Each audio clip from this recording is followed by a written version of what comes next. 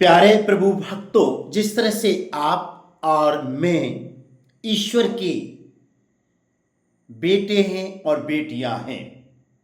जब कोई भी इंसान ईश्वर की इतनी भक्ति करता है और इतनी भक्ति करता है, जब उसे आभास होता है कि ईश्वर मुझसे कुछ बोलना चाह रहे हैं, जो मैंने भक्ति करी है दिन और रात, उसके बदले मुझे कुछ देना चाह रहे हैं, तो जो कोई भी सांसारिक लोग होते हैं ईश्वर की भक्ति के साथ साथ सांसारिक लोग होते हैं, वो तो सब मांगते हैं, मुझे सोना चाहिए, चांदी चाहिए, हीरा मोती जवाहर, अच्छी कोठियाँ चाहिए, अच्छी गाड़ियाँ चाहिए, और मेरा बैंक बैलेंस भी भरा होना चाहिए, जिससे कि मैं संसार में बड़ी शान शौकत के साथ रह सकूं, बड़ी ठाट बाट के साथ रह सकूं।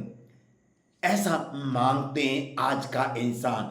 लेकिन मैं आपके सम्मुख जो एक भक्त थे, ईश्वर के भक्त थे, बहुत पूजा पाठ करी, बहुत आराधना करी, बहुत ईश्वर की सेवा करी, बहुत दान दक्षिणा करी, और जब दान दक्षिणा करते थे तो उनकी दान दक्षिणा की जो एक उनकी जो लिस्ट दान दक्षिणा की जो दिन प्रतिदिन जीवन में करते थे, वो ईश्वर के पास पहुंची। तो ईश्वर के पास पहुंची तो ईश्वर की प्रेरणा से उस भक्त के मन में आया, उसके दिल में आया कि ईश्वर से मैं कुछ मांग लूं। लेकिन जैसे हम सांसारिक लोग बहुत सारी चीजें मांग लेते हैं कि मेरे बच्चों की अच्छी पढ़ाई पढ़ाई होनी भी चाहिए, मांगनी चाहिए ईश्वर से, मेरा स्वास्थ्य ठीक रहना चाहिए, मांगना चाहिए ईश्वर से। लेकिन इसके उलट उसने ये संसार की धन दौलत वैभव कुछ नहीं मांगा। उन्होंने ईश्वर से ये प्रार्थना करी, मैं तुझसे दो वरदान मांगता हूं। देखिए, आज इस बात को ठीक से आप देखना और सुनना और समझना भी, जिससे कि एक छोटी सी वाक्यों के द्वारा हम सबका जीवन सफल हो जाए। उन्होंने मांगा, मैं तुझसे दो वरदान मांगता हूं, एक नहीं दो, न तो तीन, न चार, न पांच, न 10, बस दो। दो वरदान मांगता हूं ईश्वर, उन्हें मेरे जीवन काल में ही प्रदान कर। जब तक मैं इस धरती पर रहूं, उनको जी मेरे मुझे दे दे, यानी मेरे मरने से पहले उसको प्रदान कर, उसे पूरा कर दे। मैं दो वरदान मांगता हूं। मैं दो वरदान नहीं मांग रहा कि मुझे बहुत सारा पैसा आ जाए, बहुत सारा सोना चांदी जवाहरात हीरा मोती गाड़ियां बंगला बैंक बैलेंस मान पद प्रतिष्ठा कुछ नहीं चाहिए मुझे। दो वरदान, मुझसे कपट और दूर की झूठ की को दूर कर दे, यानी मेरे जीवन में यदि है तो झूठ और कपट को दूर कर दे। देखिए, जो वो ईश्वर का भक्त थे, जो ईश्वर की जो आध्यात्मिकता में इतने रम गए थे, तब भी उन्होंने सोचा हो सकता है मैंने कहीं कार्य ऐसा किया हो कि जो ईश्वर को बुरा लगा हो। ईश्वर से मैं माफी मांगता हूं, अपने पापों के प्रायश्चित के लिए माफी मांगता हूं। उन्होंने बोला, जो मैं झूठ बोलता हूं, हो सकता है मैं झूठ नहीं बोलता हूं, लेकिन तेरी नजर में मैं झूठ बोलता होऊंगा, तो ईश्वर मैं जो झूठ बोलता हूं और मेरे अंदर जो कपट की बातें हैं वो दूर कर दे, मेरे जीवन काल में दूर कर देना। जब तक तू मुझे संसार में रख रहा है, जब तक मुझे यहां से दूर कर देना।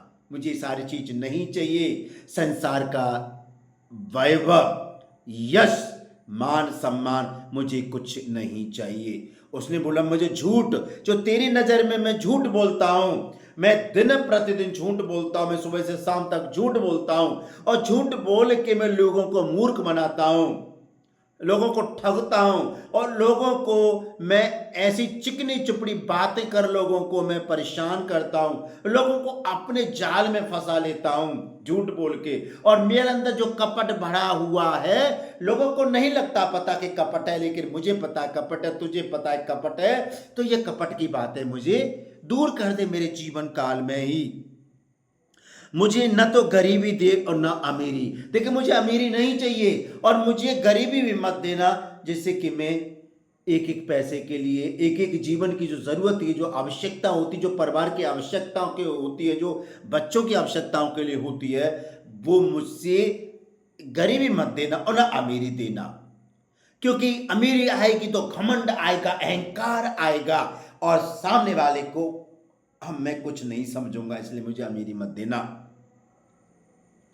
मुझे आवश्यक भोजन मात्र प्रदान कर। मुझे ज्यादा नहीं चाहिए, मुझे इतना नहीं चाहिए कि मुझे मेरी कोठियां अनाज से, खाद्यान्न से भर जाए। मुझे नाम मात्र का, मेरे सुबह खाना मिल जाए, मुझे दोपहर को मिल जाए, मुझे शाम को मिल जाए। मेरे बच्चों की जो दिन प्रतिदिन की जो आवश्यकता है वो पूरी हो जाए। इन ईश्वर भक्त ने ईश्वर से यह प्रार्थना करी। आइए हम सब वही प्रार्थना करते हैं ईश्वर से, क्योंकि जाने अनजाने में हम बहुत पाप करते हैं, दूसरों का दिल दुखाते हैं, झूठी मान मर्यादा हमारे सिर पर पड़ी रहती है हमेशा। हम दूसरों को अपने बाहुबल के द्वारा, कलम बल के द्वारा, धन बल के द्वारा, मान प्रतिष्ठा बल के द्वारा लोगों को नीचा गिराते हैं।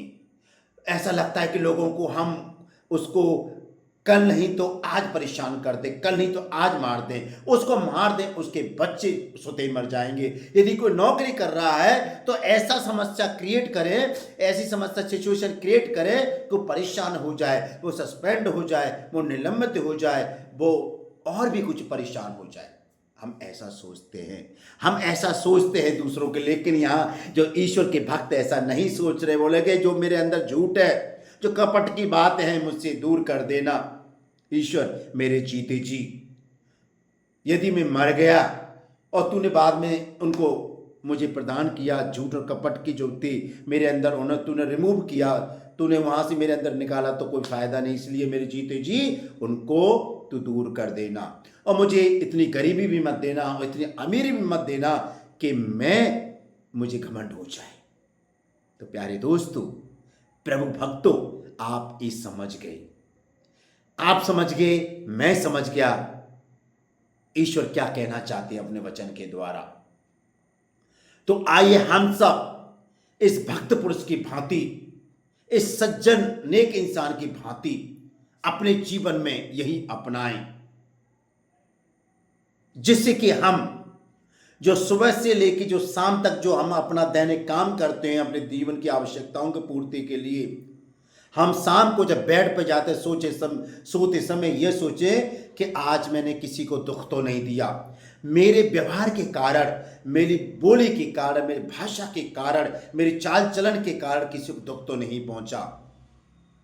ऐसा हम रियलाइज करें बेड पर जाने से पहले और ईश्वर से यही मांगे, ईश्वर मुझे तू रोटी दे, कपड़ा दे और छोटा सा मकान दे दे, और मुझे कुछ नहीं चाहिए, जो दिन प्रतिदिन की जो आवश्यकता है उसकी पूर्ति कर दे। यदि मैं बीमार हो जाता हूँ तो वैद्यों पर जाने के लिए थोड़ा सा पैसा देना, और कुछ नहीं चाहिए। ईश्वर आपको आशीर्वाद दे।